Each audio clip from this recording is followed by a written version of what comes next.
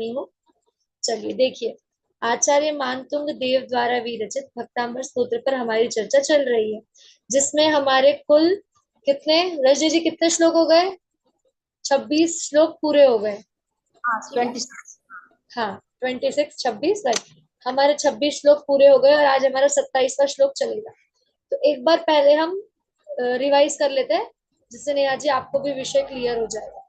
देखिए, पहले पहले दो श्लोक, जो पहले दो श्लोक थे, पहला और दूसरा, उसमें हमने मंगलाचरण देखा कि आचार्य देव क्या कह रहे हैं, स्तुति करने के लिए संकल्प ले रहे हैं। फिर तीसरे से छठे इसमें आचार्य देव ने अपनी लघुता व्यक्त की थी कि कैसे कि जिनकी जो द्वादशांकी ज्ञाता हुए हैं और कौन जो सौधर्म इंद्र आदि है, वे आपकी स्तुति करने में वो भी समर्थ नहीं है, तो फिर मैं कैसे करूंगा। ठीक है, फिर बृहस्पति का भी उदाहरण दिया कि बृहस्पति भी आपकी स्तुति करने में समर्थ नहीं है, फिर भी मैं तत्पर हुआ हूँ, प्रयत्नशील हुआ हूँ आपकी स्तुति करने के लिए। फिर आगे क्या कहा कि लघुता व्यक्त की। फिर उसके बाद 7 से लेकर 26 तक जो हमारा कल विषय पूर्ण हुआ, जिसमें आचार्य देव ने जिनेन्द्र स्तुति अर्थात स्तुति की कि हे जिनेन्द्र देव आप कैसे हैं। तो फिर उसमें जो भय की मुक्ति, पाप की मुक्ति, वो सब आ गया विषय, जिसमें हमने देखा कि आपको किसकी दीपक की उपमा नहीं दी जा सकती, सूर्य की उपमा नहीं दी जा सकती, चंद्रमा की उपमा नहीं दी जा सकती। चलिए अंकिता जी, आप बताएंगे 3 चीजें जो हमने देखी थी सूर्य और चंद्रमा के इसमें, कि क्यों नहीं दी जा सकती उपमा। कौन बताएगा? रजनी जी आप बताएंगे, बोलिए। ये बताई थी, जैसे सूर्य में को या चंद्रमा को राहु ग्रसित कर सकता है, उनमें द्वारा ढका जा सकता है। अस्त भी होता है, नित्य उदित नहीं रहता, चंद्रमा घटता बढ़ता भी रहता है और दिन में फीका पड़ जाता है। हाँ बहुत बढ़िया।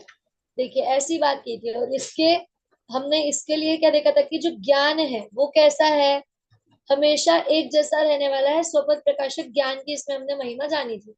अब जो हमारा आखिरी आखिरी के जो विषय चल रहा था, जो 24 25 इन दो श्लोकों में आया है, जिसमें नाम बताए हैं, हम कहते हैं ना कि बुद्ध, ब्रह्मा, विष्णु, महेश आदि ये जो सब नाम है, तो ये भी सब जिनेन्द्र के ही नाम है, ऐसा इसमें बताया है। तो पहले 24वें श्लोक में कुल 15 विशेषण दिए, 15 नाम आए हैं। ठीक है, चलिए अंकिता जी आप एक एक नाम बोलिए, जो 15 नाम आए हैं उनमें से 15 नाम आपको नेहा जी को याद कराने हैं, बिल्कुल ठीक है। चलिए बोलिए। आवाज आ रही दीदी मेरी? हाँ जी आ रही है, बोलिए। दीदी 15 नाम है, उसमें पहला है अव्ययम मतलब अविनाशी, विभु मतलब व्यापक, अचिंत्यम, उसके बाद है असंख्य, आद्यम, ब्रह्मा, ईश्वर, अनंत, अनंत, केतु, योगीश्वर, विदित, योग, अनेक, एक, और ज्ञान स्वरूप, और अमल, अमल मतलब अमलम। देखिए 15 विशेषण मैं फिर से नाम बोल रही हूँ, ठीक है। अव्यय अर्थात अविनाशी, दूसरा विभु, तीसरा अचिंत्य, चौथा असंख्य, आदि पुरुष, ब्रह्मा, ईश्वर, अनंत, अनंग केतु, योगीश्वर, अनेक, एक, ज्ञान स्वरूप, विदित योग और अमल। हो गए 15 नाम। अब इन 15 नामों में से किसी को किसी शब्द किसी नाम का अर्थ समझ में ना आया हो तो आप पूछ सकते हैं। देखिए हम आगे बढ़ जाएंगे और फिर आपके मन में शंका रह जाएगी, वैसा नहीं करना है। चलिए फिर बताइए, एक क्यों रखा है नाम, एक क्यों रखा है, रजनी जी बताइए, एक क्यों दिया विशेषण, एक नाम क्यों? एक नाम इसलिए दिया गया कि आत्मा एक अकेला, मतलब बताया गया। हाँ द्रव्य दृष्टि से बात करेंगे तो वस्तु कैसी है, एक है। ठीक है, और जो अनेक नाम दिया तो गुण पर्यायों की अपेक्षा से देखेंगे तो अनेक है। चलिए ईश्वर क्यों कहा, अंकिता जी ईश्वर क्यों कहा? दीदी क्योंकि कुछ भी करना कृत कृत्य हो गए, मतलब कुछ भी करना शेष नहीं है, इसलिए ईश्वर का। हाँ कृत कृत्य हो गए हैं, अर्थात अब कुछ भी करना शेष नहीं है, इसलिए वे ईश्वर है। ठीक है, चलिए अब आज अगला श्लोक, और 26वां श्लोक जो हमने देखा था, उसके उसके बाद 25वां श्लोक, उसमें और 5 नाम बताए थे, ठीक है। और फिर 26वां श्लोक में हमने देखा था कि कैसे कि आपको नमस्कार नमस्कार किया है उसने, क्यों नमस्कार किया, क्योंकि आप कैसे तीनों लोगों के जो दुख है उसको हरण करने वाले हो, अर्थात उसे नष्ट कर देने वाले हो। और क्या आप कैसे हो इस पृथ्वी तल पर निर्मल आभूषण के समान हो, और कैसे हो जो तीनों जगत में परमेश्वर स्वरूप हो, और कैसे कि जो संसार समुद्र है उसको नष्ट कर देने वाले हो, उसको पार कर लिया है आपने, इसलिए हे जिनेन्द्र देव आपको नमस्कार हो। ऐसा 26वें श्लोक में आचार्य देव ने कह दिया। अब देखिए जो 27 से 37 तक, अच्छा 27 से 37 नंबर तक जो श्लोक चलेंगे, उसमें आचार्य देव अब जो समव शरण का अलौकिक वर्णन है, अर्थात क्या जो अष्ट प्रातिहार आदि हम कहते हैं, उनकी चर्चा अब 8 श्लोकों में आगे की जाएंगी। तो देखिए सबसे पहले 27वें श्लोक में आचार्य देव क्या कह रहे हैं कि 27वें श्लोक में आचार्य देव कह रहे हैं कि कैसे है आज जिनेन्द्र देव, पहले उनकी बात बता रहे हैं कि क्या कि आप में केवल गुण ही गुण भरे हैं, आप कैसे हैं निर्दोष हो, अर्थात आप में एक भी दोष विद्यमान नहीं है। ये 27वें श्लोक में आचार्य देव भी बताएंगे। चलिए देखते हैं, हम श्लोक पाठ करेंगे पहले। 27 नंबर का श्लोक नेहा जी पढ़िए, स्क्रीन शेयर हो रही है ना नेहा जी। को विस्मयोऽत्र यदि नाम गुणैर्विशेष स्वं संश्रितो निर्वकाशतया मुनीश दोषैरूपात् विविधा श्रयजात गर्वे स्वप्नान्तरेऽपि न कदा चिदपेक्षितोऽसि। अंकिता जी आप पढ़िए। विस्मयोऽत्र यदि नाम गुणैरशेषे त्वं संस्थितो निर्वकाशतया मुनीश दोषैरूपात् विविधाशयजात गर्भे स्वप्नान्तरेऽपि न कदाचिदपि सितोषि। देखिए इसमें क्या कहना चाह रहे हैं आचार्य देव कि जो गुण है ना, उनको कहीं और जगह कहीं पे आश्रय नहीं मिला, तो वो सब के सब आपके पास आ गए, और यदि गुण सब आपके पास आ गए तो आप में क्या भर गए, सारे गुण भर गए। तो जब जो दोष है वो आश्रय लेने के लिए आए तो उन्हें जगह ही नहीं मिली, तो फिर क्या कि आप में एक भी दोष नहीं है, सब गुण ही गुण है, अर्थात आप कैसे है गुणों के भंडार ही है, ऐसा यहाँ पे आचार्य देव कहना चाह रहे हैं। चलिए हम देखते हैं, शब्द से अर्थ देखते हैं। सबसे पहले क्या कहा है, को अर्थात कह, अर्थात क्या, ठीक है, इसका अर्थ क्या होगा, क्या।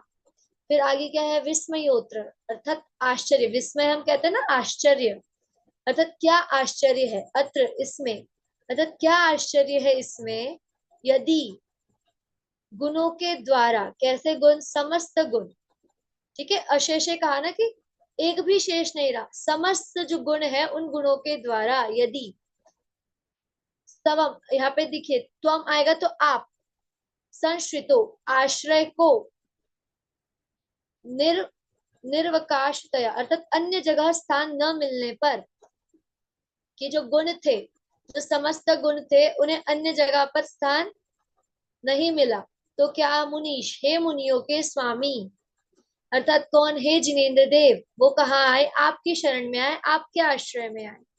फिर आगे क्या कह रहे हैं, दोषई अर्थात दोषों के द्वारा, दोषों के द्वारा क्या, उपात्त विविधाश्रय अर्थात प्राप्त हुए अनेक आश्रय मिलने से, ठीक है, किसको प्राप्त हो गए, उन्हें प्राप्त हो गए, कैसे, आश्रय मिलने से। अब क्या, जात गर्व अर्थात उत्पन्न हुआ है अहंकार जिनको, ऐसे। फिर नीचे स्वप्न अर्थात स्वप्न में, स्वप्न के, अनांतरेपी अर्थात मध्य में भी, स्वप्न के मध्य में भी। अब जो न आया है ना यहाँ पे, उस न को हम अभी बाद में लेंगे, ठीक है, अभी न शेष है। देखिए फिर आएगा कदाचित, अपि अर्थात कभी भी, इक्षितोसी तो अब यहाँ पे लिखना है नहीं इक्षितोसी अर्थात नहीं देखे गए हैं। ठीक है, तो इसका अर्थ क्या निकल रहा है कि हे मुनीश्वर, हमें ऐसा लगता है कि अन्यत्र आश्रय न पा सकने से सभी गुणों ने आपका ही आश्रय ले लिया है। ठीक है, कि क्या कहीं और किसी जगह पे उन गुणों को आश्रय नहीं मिला, तो केवल सभी गुणों ने कहा आश्रय ले लिया है, आपके पास ही आश्रय ले लिया है। तथा अनेक स्थानों पर आश्रय मिल जाने से जिन्हें घमंड हो गया है ऐसे दोष, और जो दोष है उन्हें क्या घमंड हो गया है, क्यों? क्योंकि उन्हें अन्यत्र भी आश्रय मिल गया। कदाचित स्वप्नावस्था में भी आपके पास दिखाई नहीं दे, तो इसमें क्या आश्चर्य है? अर्थात दोष कैसे, आपके पास में दोष है क्या? नहीं है, आप कैसे हो गए हो निर्दोष हो गए हो? देखिए यहाँ थोड़ी थोड़ी सी ट्रिकी बात है कि क्या, कि दोष जो है हमें क्या, हमें दर्शाना क्या है कि आप गुणों के भंडार हैं, आप में दोष नहीं है, आप निर्दोष हो, इस बात को सिद्ध करना है। इसमें सिर्फ केवल इतनी बात है कि आप निर्दोष हो। परंतु उसके लिए कैसा कह रहे हैं आचार्य देव कि जो गुण है वो अन्यत्र आश्रय को प्राप्त ना होकर आप में आश्रय लिया, और जो दोष है वो कैसे, घमंड, उन्हें अहंकार आ गया और अन्य स्थानों पे भी उन्होंने आश्रय ले लिया। तो अब वे आपके पास क्यों आएंगे जब आप में गुण गुण भर गए हैं? समझ में आ रहा है? अब गुण ही भर गए हैं तो दोषों की क्या आवश्यकता?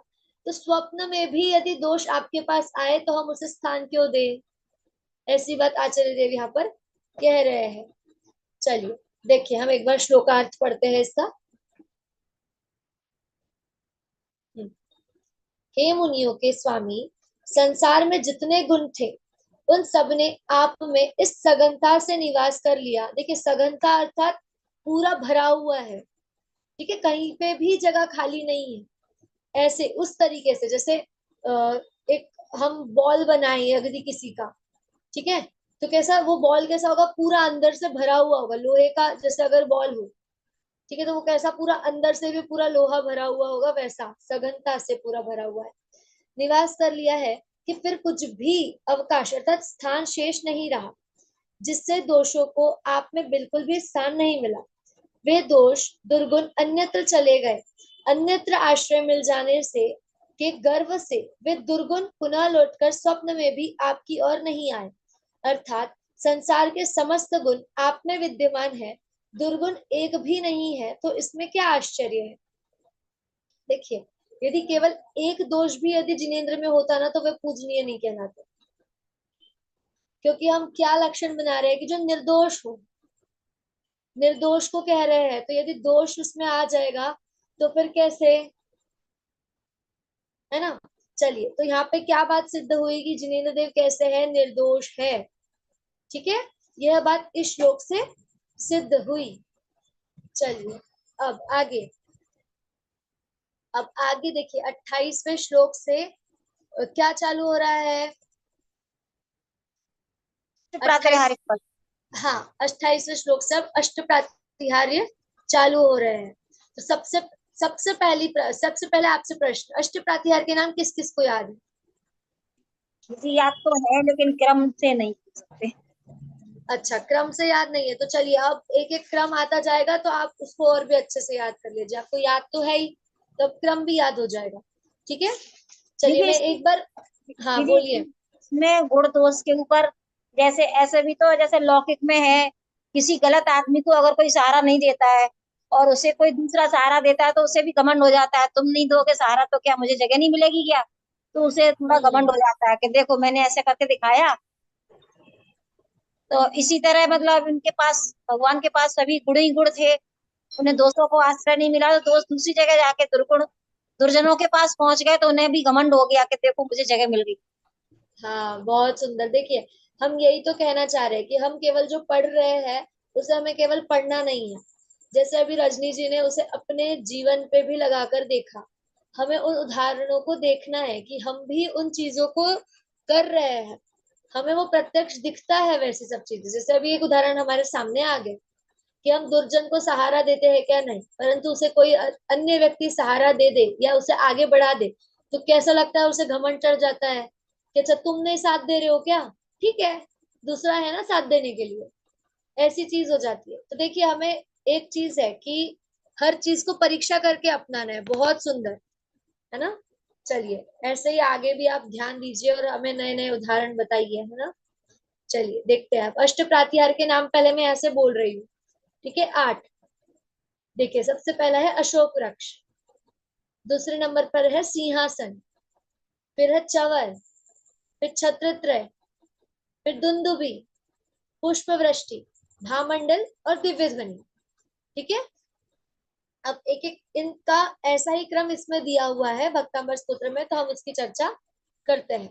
देखिए सबसे पहला है अशोक वृक्ष। देखिए ये अष्ट प्रातिहार भी क्यों है, तो हम केवल पुण्य के उदय से ये सब चीजें हैं, नहीं तो जिनेन्द्र देव को इनकी आवश्यकता है क्या? कुछ भी आवश्यकता नहीं है। वे तो इन सबको छोड़कर, सब चीजों को छोड़कर वितरागी हो गए हैं।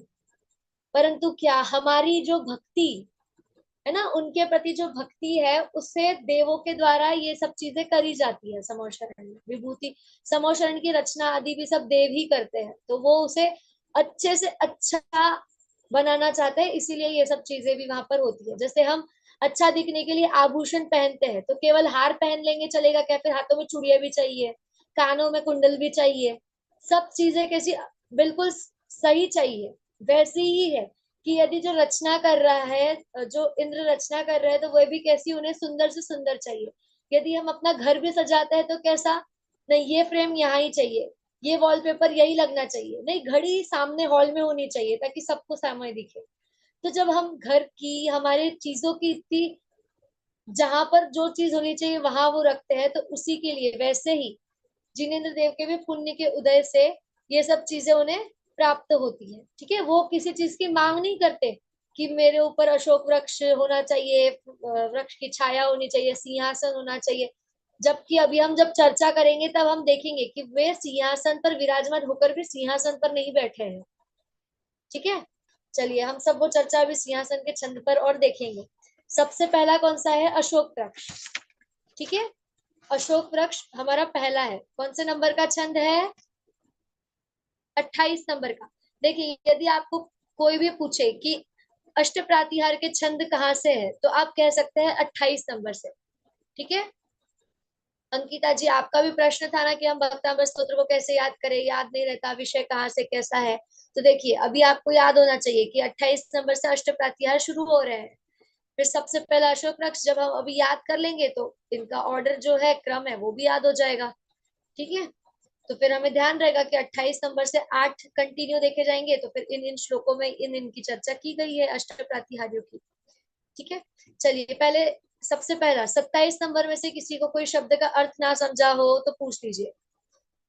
27 नंबर में यही दीदी बताया है कि आप निर्दोष दीदी हो। एक हाँ बार जी, और समझा दो इसको। 27 27। नंबर का श्लोक। हाँ देखो, हाँ। 27 नंबर के श्लोक में यही कह रहे हैं कि जो गुण है, ठीक है, वहां क्या कह रहे हैं कि हे मुनीश्वर, अर्थात हे मुनियों के स्वामी, अर्थात हे जिनेन्द्र देव, हमें ऐसा लगता है, कैसा लगता है कि अन्यत्र आश्रय न पा सकने से, अर्थात जो गुण है, ठीक है, उन्हें कहीं और आश्रय ना मिला, मतलब कहीं और उन्हें जगह नहीं मिली रहने की। हम देखिए उदाहरण ऐसा लेते हैं कि कोई गुण नाम का व्यक्ति है, ठीक है, और उसे रहने के लिए जगह चाहिए, तो उसे कहीं पे भी जगह नहीं मिली, परंतु कोई जिनेन्द्र नाम का व्यक्ति है, उन्होंने उसे जगह दे दी। ठीक है, तो गुण कहाँ आ गए? अभी सब जिनेन्द्र के पास। ठीक है, और जो दोष है, ठीक है, अब जो दोष है उसको क्या, अभी यहाँ जिनेन्द्र के पास तो जगह नहीं मिली, परंतु उसे अन्य किसी ने जगह दे दी, तो उसे क्या हो गया? घमंड हो गया कि तुमने जगह नहीं दी तो क्या मुझे कहीं और जगह कोई नहीं दे सकता। ऐसी बात हो गई कि दोष को क्या, घमंड हो गया। यहाँ पे देखिए एक अलंकार आदि भी आते हैं, जो मानवीय करण आदि, वैसी ही बात हो रही है कि मान को भी क्या, दोष को भी क्या हो गया? घमंड हो गया कि मुझे, आप मतलब वहां जिनेन्द्र के पास जगह नहीं मिली तो ऐसा नहीं है कि मुझे कोई और जगह नहीं देगा, अन्य देवी देवता आदि है जो भी है, उन्होंने मुझे जगह दे दी, तो स्वप्न में भी मैं आपके पास फिर क्यों आऊंगा? ठीक है, स्वप्न में भी न दिखा, यदि स्वप्न में भी हमें वहां दोष नहीं दिखाई देता, उसमें कोई आश्चर्य की बात है ही नहीं। क्योंकि जिनेंद्र देव कैसे है, निर्दोष है, वहां तो दोष विद्यमान ही नहीं है, दोष का एक कण भी नहीं है हम बोल सकते हैं, है ना, एकदम 0.00% कुछ भी नहीं है, मतलब है ही नहीं। यही बात की है कि कैसे आप कैसे है, गुणों से भरे हुए हैं, पर आप में दोष विद्यमान है ही नहीं, दोष है ही नहीं।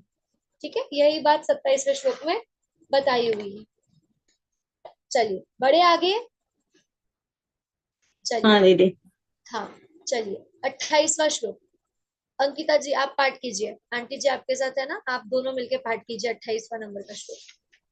उच्चैरसोगतरुसंस्थितमन्मयूख मा भाति रूपममलं भवतो नितान्तम् स्पष्टोलसत्किरणमस्ततमोभितानम् बिम्बं रवेरिव पयोदरपार्श्ववर्ती। हाँ देखिए अब यहाँ क्या कह रहे हैं। अब देखिए इसमें अब ज्यादा कुछ नहीं है, केवल हमें एक एक जो प्रातिहार्य है उनकी यहाँ पे बस विशेषताएं और जानकारी मिलेगी। ठीक है, तो हम फटाफट फटाफट देखते जाएंगे। अब देखिए सबसे क्या पहले कह रहे हैं, उच्चई अर्थात ऊंचे। ठीक है, उच्चई अर्थात ऊंचे, क्या फिर अशोक तरु अर्थात अशोक वृक्ष के। ठीक है, कैसे है अशोक वृक्ष, ऊंचे अशोक वृक्ष के। संश्रित अर्थात नीचे स्थित। ठीक है, नीचे स्थित। उन्मयुग अर्थात जिसकी किरणें ऊपर फैल रही है ऐसा। ठीक है, जिसकी किरणें कैसी फैल रही है, ऊपर की तरफ फैल रही है ऐसे। तो कौन है ऐसे, माँ भाती अर्थात आभाती, शोभित होते हैं। रूप ममलम, रूप कैसा है, रूप उनका उज्जवल रूप है। जब कांति वाला उज्जवल रूप होगा तभी तो जो कांति है वो फैलेगी ऊपर। अब उसके लिए उदाहरण भी देंगे आगे सूर्य का। ठीक है, चलिए देखते हैं। भवतो अर्थात आपका, आपका अर्थात किसका, जिनेंद्र देव की चर्चा चल रही है, जो समोशरण में केवली जो विद्यमान है, जो विराजमान है, उनकी बात। कि आपका रूप कैसा है, उज्जवल है, और कैसा, उस उज्जवल रूप से कैसी जो कांति फैल रही है वो कैसी ऊपर की ओर फैल रही है। ठीक है, नितांतम अर्थात अत्यंत कांति जो है वो फैल रही है। और कैसा हो रहा है, उससे शोभित हो रहा है, क्या, अशोक वृक्ष, जो ऊपर का वृक्ष कहा जाएगा वो। देखिए फिर आगे क्या है, स्पष्टोल्लसित अर्थात स्पष्ट रूप से शोभायमान है। ठीक है, क्या किरणें, फिर क्या आया, अस्त अर्थात नष्ट कर दिया है। तमो, तमो अर्थात अंधकार को। वितानम अंधकार के समूह को, तमो वितानम पूरा एक शब्द आएगा, अंधकार के समूह को जिसने। ठीक है, आगे बिंबम रवेरिव अर्थात सूर्य के बिंब की तरह। पयोधर अर्थात मेघ के पार्श्ववर्ती, पास में स्थित। देखिए यदि आपने सूर्य उदित होते हुए देखा होगा तो उसकी किरणें कैसे फैलती है, ऊपर की ओर फैलती है। ठीक है, सूर्य की किरणें जब आती है, सूर्य जब उदय होता है तो कैसी किरणें बिल्कुल ऐसी ऊपर फैली होंगी बिल्कुल। ठीक है, और कैसे पूरे आकाश में फैलती है। तो वैसी ही बात है कि जैसे जो अशोक वृक्ष के नीचे स्थित जो जिनेंद्र देव है, उनकी जो कांति है, जो उनका रूप है, जो उज्जवल रूप है, उसमें से कैसी कांति फैल रही है, ऊपर की ओर। ठीक है, जिसकी किरणें ऊपर फैल रही है, ऐसे यहाँ पर बात कर रहे हैं। देखिए क्या कह रहे हैं, अति उन्नत अर्थात ऊंचे ऊंचे जो अशोक वृक्ष है उसके आश्रय से विराजमान, उसके आश्रय से विराजमान ऊपर की ओर अपनी किरणों को बिखेरता हुआ। ठीक है, आपका उज्जवल रूप कि कहाँ है, अशोक वृक्ष के नीचे स्थित। और देखिए यहाँ पर भी ये अष्ट प्रातिहार आदि की चर्चा होगी, पर उसमें मुख्य किसकी बात होगी, जिनेंद्र देव की बात होगी, उनका ही रूप बताया जाएगा। अष्ट प्रातिहार तो एकमात्र उनके, हम बोल सकते हैं कि डेकोरम की चीज हो जाएगी, परंतु हमें स्तुति में स्वरूप किसका देखना है, हमें किसी अशोक वृक्ष की चर्चा स्तुति नहीं करनी है, स्तुति तो जिनेंद्र देव की ही करनी है। ठीक है, देखिए फिर क्या कह रहे हैं कि उसके नीचे विराजमान जो आपका उज्जवल रूप है, जिससे किरणें कैसी फैल रही है, ऊपर की ओर फैल रही है। और कैसे, तो जैसे अंधकार को दूर करने वाला, अंधकार को, अंधकार का जो समूह है उसको दूर करने वाला, जैसे सूर्य की किरणें सूर्य की किरणें सघन बादलों के समीप रहने पर भी जैसे ऊपर की ओर फैलती है, वैसे ही आपके रूप की जो उज्जवल जो कांति है वो कैसी फैल रही है, ऊपर की ओर फैल रही है। देखिए इसमें तो इतना ही कहा है, परंतु हम और जाने तो देखिए मैं आपको बताती हूँ कि जो केवली भगवान होते हैं, समोशरण में अशोक वृक्ष है, तो वो भगवान के शरीर से 12 गुना अधिक ऊंचा होता है। कितना? 12 गुना अधिक ऊंचा होता है। ठीक है, और उसके नीचे भगवान होते हैं। ठीक है, देखिए 12 गुना ऊंचा बोला मतलब कितने हाइट पे हो जाएगा। ठीक है, ऐसा नहीं है कि यहाँ जिनेन्द्र देव है तो जस्ट यहीं पे अशोक वृक्ष है। कितना? 12 गुना ऊंचा कहा है। और फिर कैसे कि अशोक वृक्ष के नीचे सिंहासन है। ठीक है, और उस सिंहासन के ऊपर विराजमान है। ठीक है, अब देखिए उसके बाद भी, हाँ देखिए एक और बात कि केवल ज्ञान प्रकट हो जाने के बाद आपका शरीर जमीन से 5,000 धनुष ऊंचा अशोक वृक्ष के नीचे होता है। कितना? देखिए केवल ज्ञान प्रकट होने के बाद आपका शरीर, जो शरीर है वो जमीन से कितना ऊंचा होगा? 5,000 धनुष ऊंचा। ठीक है, 5,000 धनुष ऊंचा होता है जमीन से। इस प्रकार इस श्लोक में इस प्रकार अशोक वृक्ष के बहाने किसकी स्तुति की है? जिनेन्द्र देव की स्तुति की है कि कैसे है जिनेन्द्र देव, कितने मतलब देखिए इसमें भी उनकी कांति का वर्णन आ गया, कैसा शरीर है, कैसा उज्जवल शरीर है कि जिसकी कांति दशों दिशाओं में फैल रही है, ऐसी बात यहाँ पे की है। और उसी में अशोक वृक्ष का एक सहारा ले लिया कि अशोक वृक्ष के नीचे बैठे हुए हैं, अशोक वृक्ष के नीचे स्थित है, ऐसी बात करते हुए फिर जिनेन्द्र देव की स्तुति की कि कैसे है जिनेन्द्र देव, कि अशोक वृक्ष के नीचे बैठे हुए हैं अर्थात विराजमान है, और कैसे कि उनकी जो कांति है वो कैसी है? दशों दिशाओं में ऊपर की ओर फैलने वाली है। ऐसे भगवान की महिमा, तीर्थंकर भगवान की महिमा इसमें बताई गई है। ठीक है, चलिए देखिए अगला श्लोक जो 29 नंबर का श्लोक आएगा, उसमें आगे अब सिंहासन की चर्चा आएगी। किसकी चर्चा है? सिंहासन की। चलिए रजनी जी एक बार श्लोक पाठ कीजिए आप।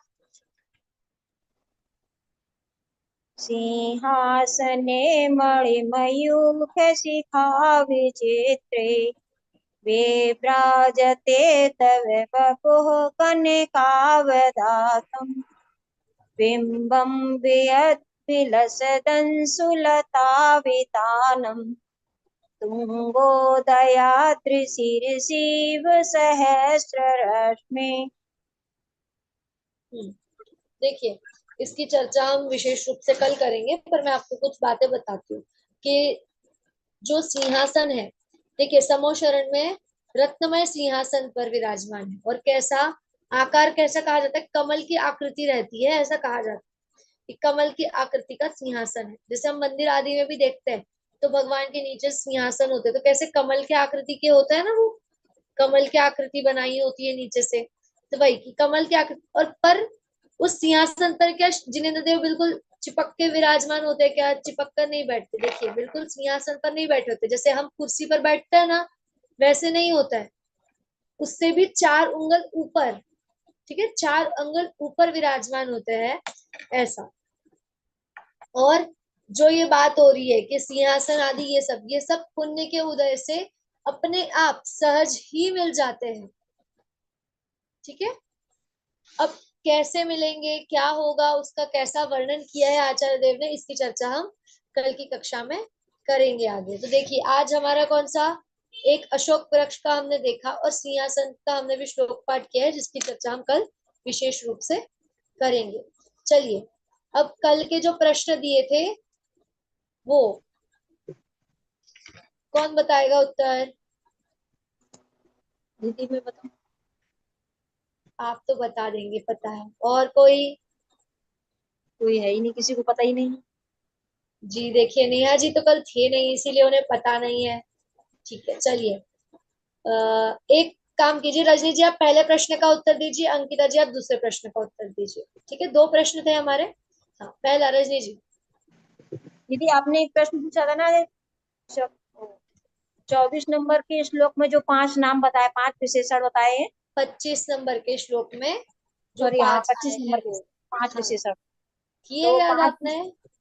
हाँ 5 विशेषण बताए थे। एक तो उन्हें बुद्ध कहा गया, मतलब पूरी डेफिनेशन करके बताओ या वैसे नहीं ही? नहीं नहीं नहीं, केवल 5 नाम बताने हैं। पहली पंक्ति में उन्हें बुद्ध कहा गया है, दूसरी पंक्ति में शंकर कहा गया है, और तीसरी पंक्ति में उन्हें धीर और ब्रह्मा कहा गया है, और चौथी पंक्ति में विष्णु कहा गया। हाँ, बहुत बढ़िया, बिल्कुल सही। अब दूसरा प्रश्न का उत्तर अंकिता जी आप दीजिए। दीदी दूसरा था कि विबुधार्चित का मतलब क्या है? जो देवों और विद्वानों के द्वारा जो पूजित हो। हाँ, बहुत बढ़िया। विबुधार्चित का अर्थ क्या है कि जो देवों और विद्वानों के द्वारा पूजित हो। चलिए, अब आज के 2 प्रश्न हम देते हैं। आज के 2 प्रश्न ये है कि हमने 28वें श्लोक में किस प्रातिहार्य का वर्णन देखा। ठीक है, देखिए जो प्रश्न उत्तर होंगे बिल्कुल एक शब्द में आपको उत्तर देना है। ठीक है, तो किस प्रातिहार्य का हमने वर्णन देखा ये आपको इसमें से बताना है। और दूसरा प्रश्न है आपके लिए कि क्या प्रश्न दे आपको।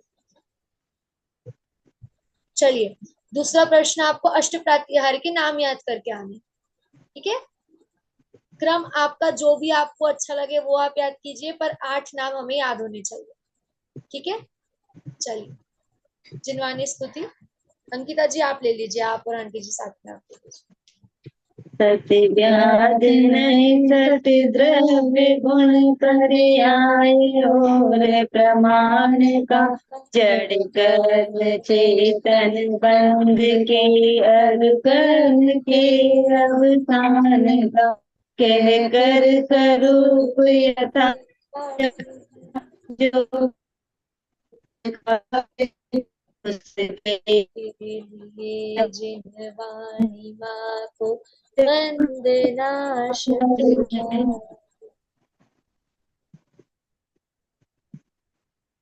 नौ बार नमोकार मंत्र का जाप करेंगे।